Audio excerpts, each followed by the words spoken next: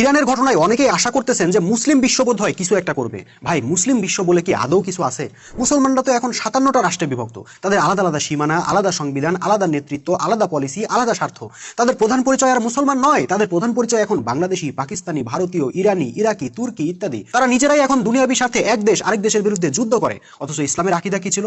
মুসলমানরা জাতি হবে একটা, রাষ্ট্র হবে একটা, নেতা হবেন একজন, জীবন বিধান হবে আল কোরআন, তারা হবে এক দেহ এক প্রাণ। তার ছিটে ফোটাও কি এখন আছে?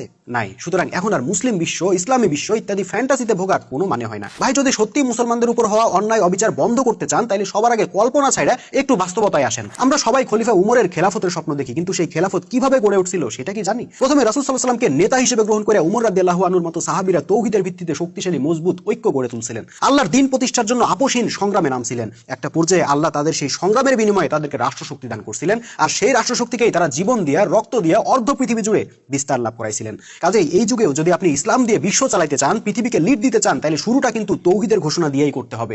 একজন বিপ্লবী নেতার হাতে বায়াত নিয়ে ঐক্যবদ্ধ হইতে হবে, চেইন অফ কমান্ডে আসতে হবে, এরপর জানমাল দিয়ে সংগ্রাম করতে হবে আল্লাহর দ্বীন প্রতিষ্ঠার জন্য। তবেই আপনি হবেন মোমেন, যে মোমেনকে বিজয় দেওয়া আল্লাহর অঙ্গীকার।